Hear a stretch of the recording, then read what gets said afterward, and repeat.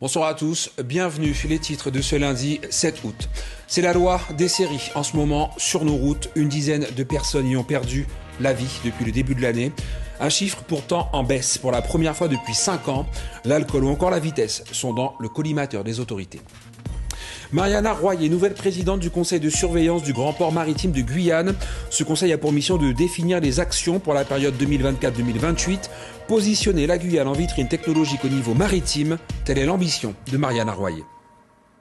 Vous le seriez-vous tenté par un barbecue flottant sur la rivière de Montsinéry? C'est un concept original importé en Guyane il y a 6 mois par Jet Amazonia, le bateau barbecue. Une autre façon de découvrir les recoins de notre territoire. 16 personnes ont perdu la vie sur les routes depuis le début de l'année. Un chiffre en baisse pour la première fois depuis 5 ans. Dans le viseur des autorités, l'alcool et les stupéfiants et toujours la vitesse excessive. Brigitte Wap, Claudine Séraphin-Georges. Cet accident a marqué les esprits. 2 personnes tuées et 2 véhicules en flammes près d'Irakubo vendredi dernier. Depuis le début de l'année, 16 personnes sont mortes sur nos routes, un chiffre en légère baisse par rapport à 2022. Une première depuis 5 ans. Selon la préfecture, c'est grâce à l'action des forces de l'ordre.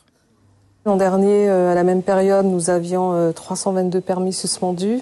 Aujourd'hui, nous en avons 370. Les forces de l'ordre sont présentes sur le terrain pour sanctionner de manière très ferme tous les comportements dangereux qui sont constatés. C'est sur la RN1 que 90% des accidents sont enregistrés. Les causes principales sont la consommation d'alcool et de stupéfiants, puis la vitesse et enfin les dépassements dangereux. Les pompiers arrivent souvent parmi les premiers sur les lieux. Ils connaissent bien le comportement des usagers. Aujourd'hui, nous avons des véhicules de plus en plus sécurisés, de plus en plus stables, qui donnent l'impression d'une plus grande sécurité. Ce qui est peut-être vrai, mais ça induit un comportement qui est d'aller chercher les limites du véhicule et malheureusement avec des pertes de contrôle parfois qui sont fatales. Le bilan en 2022, 34 morts et 65 blessés sur nos routes, principalement chez les 25-44 ans. Les 2 roues et piétons étaient les premiers impliqués dans les accidents. La tendance s'est inversée et aujourd'hui, ce sont les véhicules légers. Mariana Royer est la nouvelle présidente du conseil de surveillance du Grand Port Maritime de la Guyane. Ce conseil a pour mission de définir les actions du Grand Port pour la période 2024-2028, redynamiser l'exportation et positionner la Guyane en vitrine technologique au niveau maritime.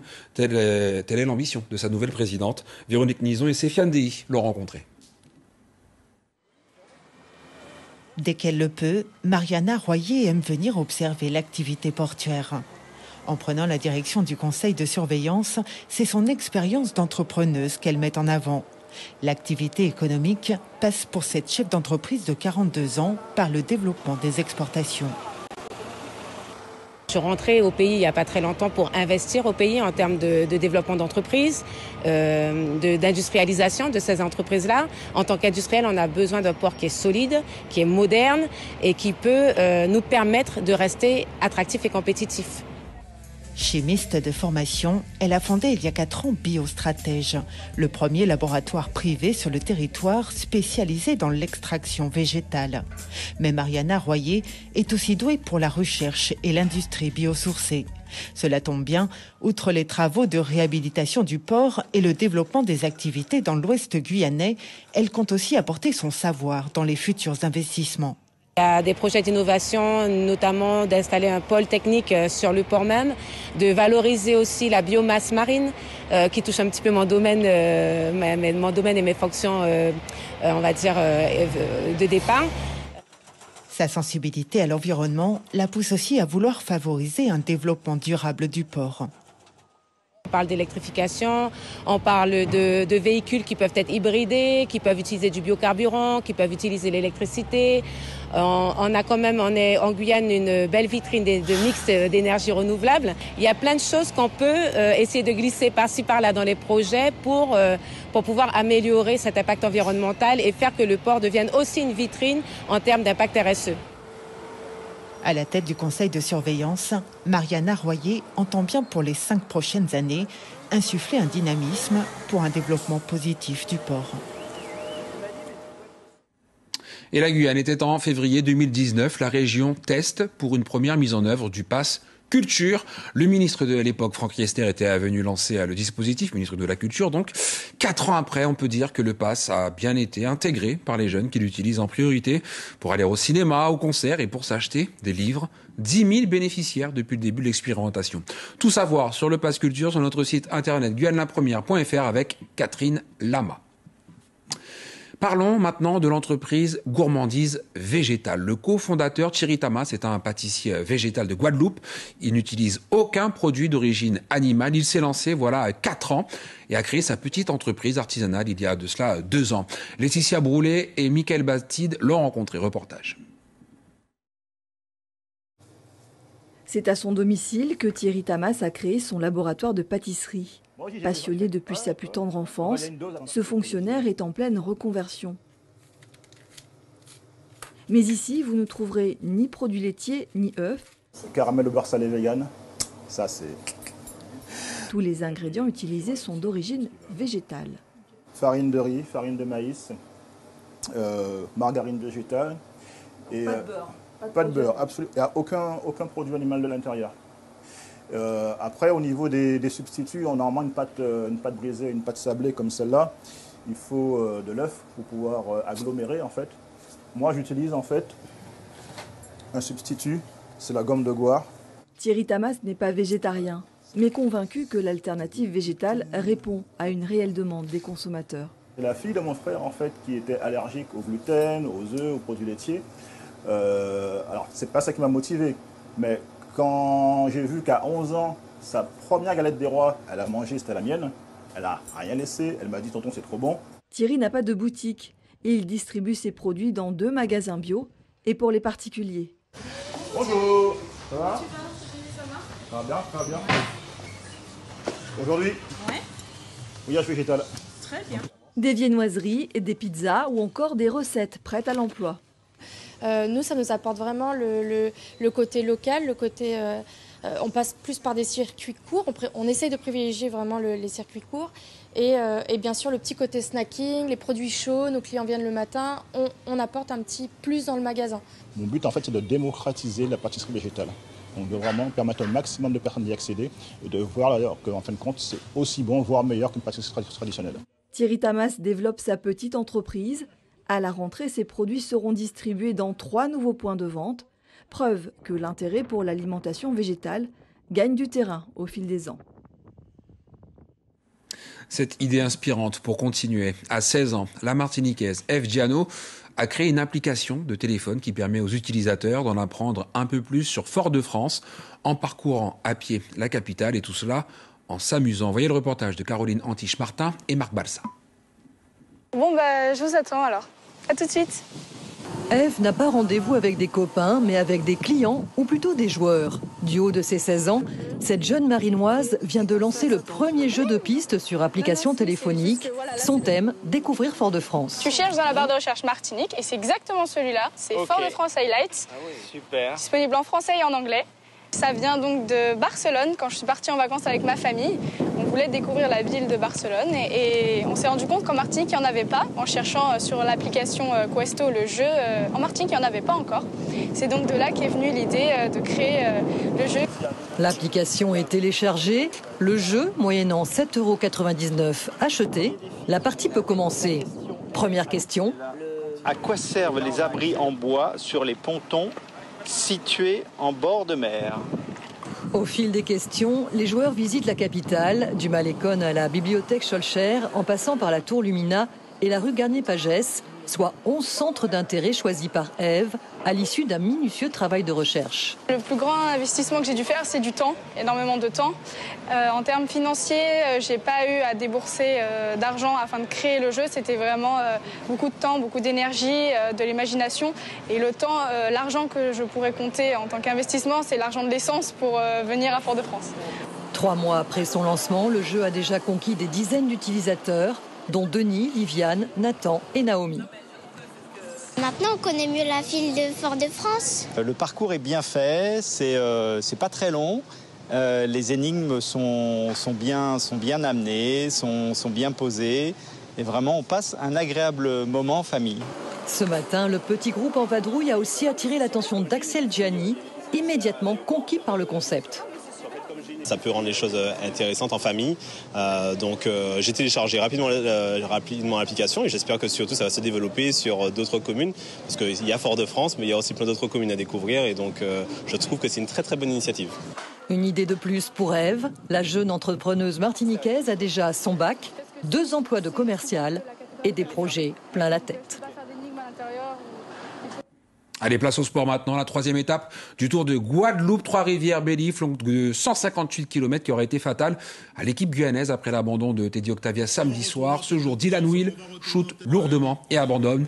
Ce matin, dans les 30 premiers kilomètres de l'étape, Dylan Will a donc chuté et percuté un trottoir, se blessant à la cuisse. Il a été évacué à l'hôpital de Basse-Terre. Le cycliste souffrirait également de blessures superficielles. Il ne reprendra pas la compétition. Pas de chance pour les coureurs guyanais partis à 6 sur ce Tour de Guadeloupe 2023. Il n'en reste plus qu'un. Écoutons la réaction de Richard Will, responsable de la sélection de Guyane. Dylan, ça va. On vient de rentrer de l'hôpital. Après les examens, on n'a pas révélé de fractures. C'est surtout donc des plaies superficielles et un gros hématome au-dessus de son genou droit. Et justement, quand je l'ai vu, je craignais qu'il s'était fait une fracture ou une rupture du tendon au niveau du genou. Quand j'ai vu l'hématome qui avait quand même beaucoup gonflé. Et donc, les examens n'ont rien révélé de particulier. Et donc, nous sommes tous rassurés. Et c'est vrai qu'on a dit qu'il avait été touché à la tête. En fait, il a tapé de la tête, mais avec son casque. Donc, son casque l'a protégé. Est-ce que vous n'avez pas un regret d'être parti sur ce Tour de Guadeloupe? Est-ce qu'il fallait vraiment y aller? Oui, donc un regret. C'était prévu depuis déjà 2 mois. C'était un souhait de plusieurs coureurs de la Guyane qui font partie d'ailleurs du club Guyane et que pour eux c'était pas un objectif, mais c'était la base d'une préparation pour le Tour de Guyane. Pour Dylan, c'était un peu plus que ça. C'était y aller en tant qu'observateur et puis pourquoi pas remporter une étape. Malheureusement, le Tour s'arrête aujourd'hui pour lui. Il s'est aussi arrêté samedi avec Teddy Octavia qui a chuté lors de la première étape. Non, c'est samedi. Et puis il y a 3 autres coureurs aujourd'hui qui n'ont pas pu aller jusqu'au bout de l'étape montagneuse, parce que c'est vrai qu'elle était très difficile, qui ont abandonné. Quelle perspective pour le Tour de Guyane? Est-ce que vous restez confiant? Confiant pour Dylan? Oui. Oui, Dylan, on verra d'ici la fin de la semaine comment il a récupéré de sa chute. Surtout au niveau de son genou. S'il récupère assez vite, il sera comme prévu au départ du Tour de Guyane. Richard Will qui répondait donc à Laurence Tancioppo. Et cette 3e étape du Tour cycliste international de Guadeloupe, étape particulièrement rude, a été remportée par le luxembourgeois Alexandre Kess de matérielvélo.com, équipe belge. Alexandre Kess a remporté cette 3e étape juste devant Benjamin Leny de Unisport Lamantinois et Alexandre Desroches de Corbas de Lyon Métropole.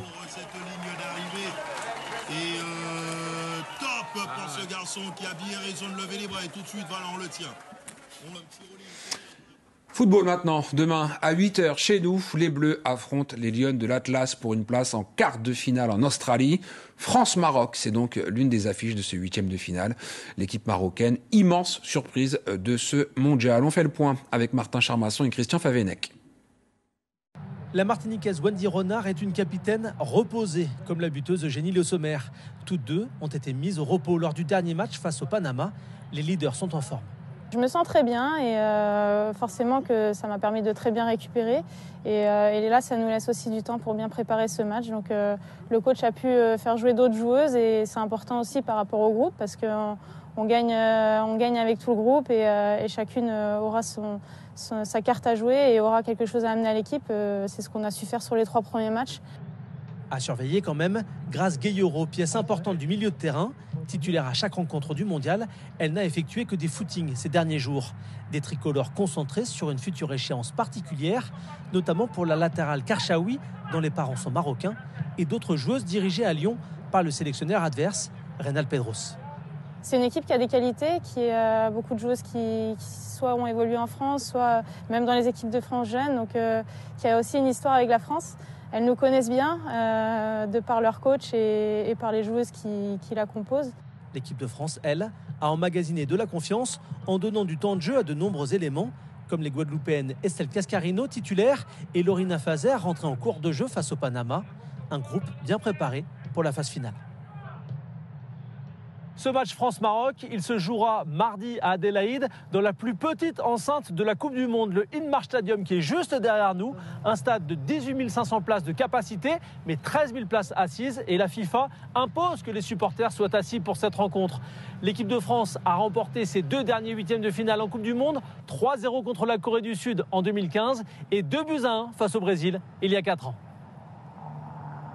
À suivre donc en direct sur La Première demain à 8h avec Alex Léveillé et Oriane Jean-François, la footballeuse guyanaise, qui seront aux commentaires. On se quitte en détente. Hormis les festivals, les activités ne manquent pas sur le territoire.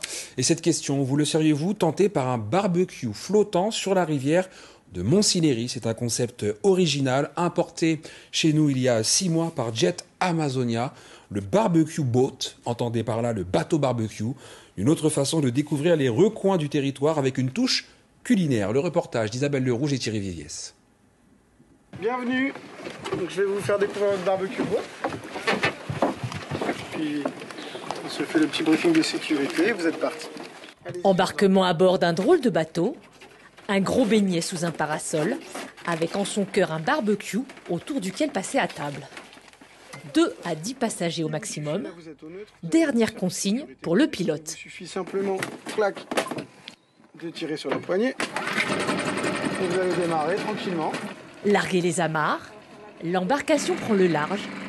Le début d'une croisière à petite vitesse. Pour prendre le temps d'observer, d'admirer la mangrove. Une activité de loisir innovante en Guyane. C'est un peu entre guillemets de l'écotourisme puisque ça fait peu de bruit, ça pollue presque pas puisque c'est des petits moteurs 6 chevaux sans permis, on en a aussi en électrique. Une balade sans remous dans le sillage du jet ski jusqu'au point de mouillage. Un banc de sable qui se dévoile au fil de l'onde au niveau des berges de terre rouge.